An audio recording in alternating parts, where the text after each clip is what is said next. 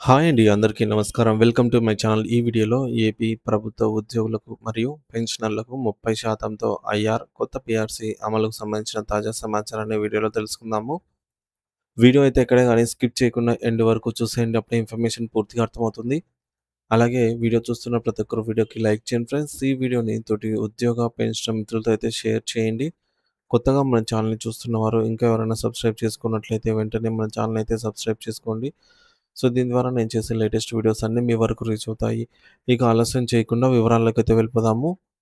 So, friends ఇక విషయానికి వచ్చినట్లయితే ఆంధ్రప్రదేశ్ ఉద్యోగులు, పెన్షనర్లు, ఉపాధ్యాయులు తీవ్రమైన ఆర్థిక సమస్యలతో సతమతమవుతూ ఉన్న విషయం మనందరికీ తెలిసిందే. ప్రతి సంవత్సరం లక్షల్లో ఆదాయ పన్నులు చెల్లిస్తున్నప్పటికి కూడా వారికి ఏ ప్రభుత్వ పథకం వర్తించదు. ఈహెచ్ఎస్ కార్డులు సరిగ్గా పనిచేయవు. ఉద్యోగుల ఖాళీలు ఎక్కువగా ఉండడంతో పనిభారం పెరిగి ధరలు పెరుగుతున్నా జీతాలు మాత్రం పెరగటమే లేదు. సో, మరి దసరా, దీపావళి పండుగ సందర్భంగా పెండింగ్‌లో ఉన్న 4 డీఏలలో కనీసం 2 ఇస్తారని ఏపీ ఉద్యోగులు ఆశించారు. కానీ ప్రభుత్వం ఒక్క డీఏ ఇచ్చి చేతులు దులుపుకుంది. అది కూడా ఎన్నో వాయిదాలు, మెలికలతో కూడిన ఉత్తర్వులు జారీ చేయడం ఉద్యోగులకు అన్యాయమే అని చెప్పవచ్చు. పీఆర్సీ కమిషన్‌ను నియమించకపోవడం, 30% మధ్యంతర భృతి వెంటనే ప్రకటించకపోవడం చాలా అన్యాయం. సగటు ఉద్యోగులందరూ ఏపీ ఉద్యోగ జేఏసీ పైనే ఆశలు పెట్టుకున్నారు. దాదాపు 20కి పైగా ఉన్న ఉద్యోగ సంఘాలు ఇటీవల కేబినెట్ మంత్రుల కమిటీతో సమావేశమయ్యాయి. అయితే ఆ సమావేశంలో ఉద్యోగుల జేఏసీ నాయకులు ఏం మాట్లాడారో అర్థం కావడం లేదు. ప్రభుత్వం చెప్పిన కల్లబొల్లి మాటలు విని వెంటనే వెనక్కి వచ్చేశారని కూడా చర్చలో సఫలమైనట్లు ప్రకటించారని ఉద్యోగులు అసంతృప్తిగా అయితే ఉన్నారు. మరి 4 డీఏలు పెండింగ్‌లో ఉండగా పీఆర్సీ కమిటీని నియమించకుండా, మధ్యంతర భృతిపై ఎటువంటి ఉత్తర్వులు ఇవ్వకుండా ఇటువంటి సందర్భంలో ఏపీ ఉద్యోగ జేఏసీ వెంటనే అత్యవసర సమావేశాన్ని ఏర్పాటు చేసుకోవాల్సిన అవసరం ఎంతైనా ఉంది. అయితే జేఏసీ ఈ సమావేశానికి ఆహ్, పిలుపునివ్వకపోవడం పట్ల ఉద్యోగులందరూ అసంతృప్తితో ఉన్నారు.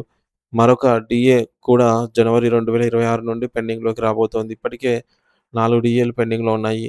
30,000 కోట్ల రూపాయల పెండింగ్ బిల్లులు ఉన్నాయి. గత వైఎస్ రాజశేఖర రెడ్డి పాలన నుండి ఇప్పటి వరకు ఇప్పటి చంద్రబాబు నాయుడు పాలన వరకు కూడా పెండింగ్‌లతోనే ముందుకు వెళ్తోంది. మధ్యంతర భృతి ఎప్పుడు ఇస్తారు? పీఆర్సీ కమిషన్ ఎప్పుడు నియమిస్తారు? డీఏలు పెండింగ్ లో ఉన్న డీఏలు ఎప్పుడు క్లియర్ చేస్తారని ఉద్యోగులకే అర్థం కాని పరిస్థితి.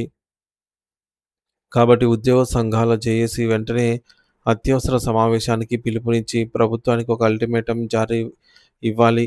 ఉద్యోగులు ప్రతిరోజు 9 గంటల నుంచి 4 గంటల వరకు కష్టపడి పనిచేస్తున్నారు. వారికి కూడా కుటుంబాలు, పిల్లలున్నారు. ప్రస్తుతం పెరుగుతున్న ధరలతో వారు తీవ్ర ఇబ్బందులు ఎదుర్కొంటున్నారు. కాబట్టి వెంటనే ఉద్యోగులకు సంబంధించి ఆర్థికంగా ప్రభుత్వం అయితే డీఏ ప్రకటించడం, అలాగే పీఆర్సీ కమిషన్ నియమించడం, 30% తగ్గకుండా ఐఆర్ ప్రకటించడం అయితే చేయాల్సిన అవసరం ఎంతైనా ఉంది. ఇకపోతే ఎన్‌జీఓ సంఘం అంటే ఉద్యోగుల గొంతుక. గతంలో వైఎస్ జగన్మోహన్ రెడ్డి ప్రభుత్వ హయాంలో కూడా ఉద్యోగ సంఘాలు ఏమేం చేశాయో అర్థం కాని పరిస్థితి. ప్రస్తుతం కూడా ప్రభుత్వం ఏర్పడి 2 సంవత్సరాలు అవుతున్నా కూడా ప్రభుత్వంపై ఒత్తిడి తీసుకురాలేదు. ఒక్కసారి ఉద్యమ కార్యాచరణకు పిలుపునిస్తే ప్రభుత్వం కొంతవరకు దిగివచ్చే అవకాశమే ఉంది. వేల కోట్లు, లక్షల కోట్లు ఖర్చుపెట్టి వివిధ పథకాలను అమలు చేస్తున్న ప్రభుత్వానికి 3,00,000 కోట్ల బడ్జెట్‌లో ఉద్యోగులకు కనీసం 30-40 వేల కోట్లు పెట్టడానికి పెద్ద భారం ఏం కాదు. మండల స్థాయి నుండి జిల్లా, రాష్ట్ర స్థాయి వరకు ఉద్యోగ సంఘాలు ఐక్యంగా పోరాటాలు చేస్తే తమ ఆర్థిక సమస్యలన్నిటినీ పరిష్కరించుకోవచ్చు. దీనికి ఏపీ ఉద్యోగ జేఏసీ కూడా కీలక పాత్ర పోషించాలి. అత్యవసర సమయం ఆహ్, సమావేశం అత్యవసర సమావేశం పెట్టుకొని ఒక కీలక నిర్ణయం తీసుకొని ప్రభుత్వంపై ఒత్తిడి తీసుకురాకపోతే సగటు ఉద్యోగులు జేఏసీపై తీవ్ర అసంతృప్తితో ఉన్నారు. డిమాండ్ల సాధనలో వెనకడుగు వేయం ముఖ్యమంత్రి స్పందన ఆశావహ హెల్త్ కార్డులపై ఇచ్చిన హామీ నెరవేర్చాలి అని ఏపీ ఎన్‌జీఓ రాష్ట్ర అధ్యక్షుడు విద్యాసాగర్ గారు ప్రకటించారు. ఇది నిజంగా గుడ్ న్యూస్. 44% ఫిట్‌మెంట్‌తో వేతన సవరణ చేయాలని టీఎంఈయూ డిమాండ్ చేసింది. ఉద్యోగులకు వేతన సవరణ చాలా ఆలస్యమయ్యింది. కాబట్టి 44% ఫిట్‌మెంట్‌తో వేతన సవరణ ఇచ్చే విధంగా ప్రభుత్వం చర్యలు తీసుకోవాలి. దీనికంటే ముందు పీఆర్సీ కమిషన్ నియమించలేదు కాబట్టి వెంటనే 30% మధ్యంతర భృతి ఇవ్వాలి. ఇచ్చిన తర్వాత పీఆర్సీ కమిటీ నివేదికను తొందరగా తెప్పించుకునే విధంగా ప్రభుత్వం చర్యలు తీసుకోవాలి. దీనికోసం ఉద్యోగ సంఘాల జేఏసీ, ఎన్‌జీఓ అన్ని సంఘాలు ఐక్యంగా పోరాటం చేయాలి. లేకపోతే ఉద్యోగుల సమస్యలు పరిష్కారం కావు. రాష్ట్ర ప్రభుత్వ ఉద్యోగులకు 2023 జూలై నుండి వేతన సవరణ 44% ఫిట్‌మెంట్‌తో అమలు చేయాలని, అలాగే 5 విడతల కరువు భత్యం విడుదల చేయాలని శాసన మండలి ఆహ్, ప్రభుత్వాన్నయితే డిమాండ్ చేశారు. డిమాండ్ల సాధనలో వెనుకడుగు వేయమంటూ ఏపీ ఎన్‌జీఓ రాష్ట్ర అధ్యక్షుడు విద్యాసాగర్ ప్రకటించడం ఆత్మస్థైర్యాన్ని ఇస్తోంది. తెలంగాణలో ప్రస్తుతం 5% మధ్యంతర భృతి ఇస్తున్నారు. కానీ ఏపీలో కనీసం మధ్యంతర భృతి కూడా ఇవ్వకపోవడం అన్యాయం. ఇక ప్రస్తుతం ఉద్యోగ సంఘాల జేఏసీ వెంటనే అత్యవసర సమావేశం ఏర్పాటు చేసుకొని మధ్యంతర భృతి 30% ప్రకటించే విధంగా చర్యలు తీసుకోవాలి. ఎన్‌జీఓ సంఘం అంటే ఉద్యోగుల గొంతుకని నిరూపించుకోవాలి. హెల్త్ కార్డులను వెంటనే ఖచ్చితంగా అమలు చేసే విధంగా చర్యలు తీసుకోవాలి. ఇక ఉద్యోగుల సమస్యల పరిష్కారంలో తగ్గేదేలే. ఉద్యోగులకు రావాల్సిన 30,000 కోట్ల రూపాయల బకాయిలను చెల్లించాలి. ఓపీఎస్ హామీని నిర్ణీత వ్యవధిలో నిలబెట్టుకోవాలి. కాంట్రాక్టు, ఔట్‌సోర్సింగ్ ఉద్యోగుల సంక్షేమ పథకాలు అమలు చేయాలి. గ్రామ వార్డు సచివాలయ ఉద్యోగులకు నోషనల్ ఇంక్రిమెంట్ అమలు చేయాలి. అటు ఏపీ ఎన్‌జీఓ నేత విద్యాసాగర్ ఈ మేరకు కీలక డిమాండ్‌లయితే చేశారు. ఇదే స్పీడ్‌తో అన్ని ఉద్యోగ సంఘాలు కలిసి వారం రోజుల్లో ఒక మీటింగ్ ఖచ్చితంగా ఏర్పాటు చేసుకోవాలి. ఎందుకంటే త్వరలో బడ్జెట్ కూడా రాబోతోంది కాబట్టి ఆ బడ్జెట్‌కు ముందే ఉద్యోగ సంఘాల జేఏసీ కనీస ఉద్యమ కార్యాచరణ అయితే ప్రకటించాల్సిన అవసరం ఉంది. ప్రభుత్వానికి మరోసారి కేబినెట్ సబ్ కమిటీతో మీటింగ్ పెట్టుకునే విధంగా ఏర్పాటైతే చేసుకోగలగాలి.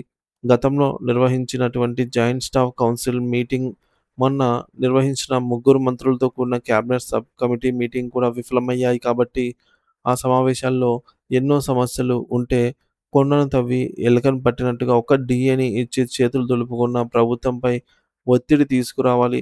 ఉద్యోగులకు సంబంధించిన ప్రమోషన్‌లు, ట్రాన్స్‌ఫర్‌లు పారదర్శకంగా జరిగే విధంగా ప్రభుత్వం చర్యలు తీసుకోవాలి.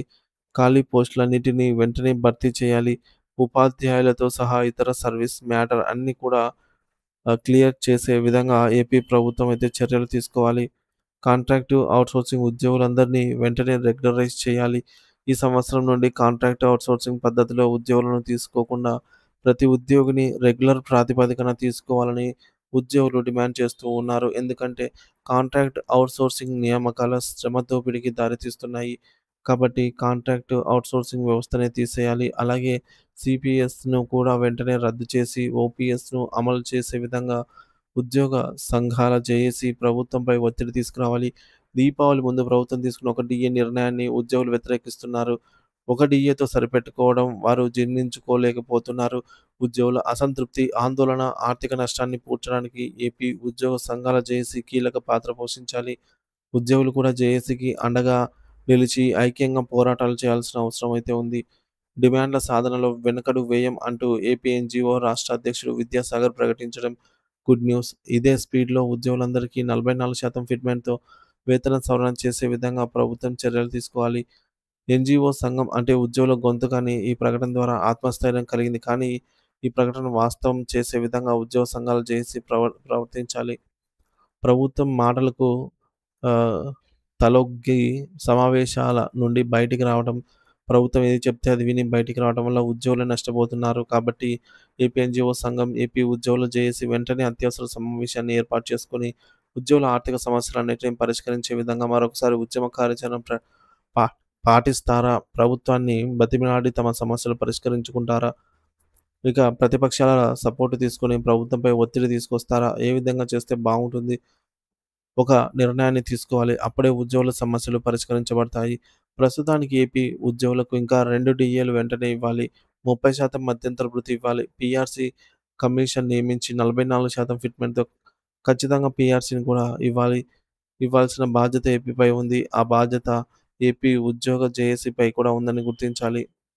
సో ఫ్రెండ్స్, ఈ టాపిక్ మీద మీ అభిప్రాయాన్ని కామెంట్ రూపంలో అయితే తెలియజేయండి. ఉద్యోగ సంఘాల జేఏసీ కూడా మన ఛానల్ ద్వారా సూచనలు ఇవ్వగలరనైతే ఆశిస్తున్నాను. సో వీడియో నచ్చినట్లయితే లైక్ చేయండి.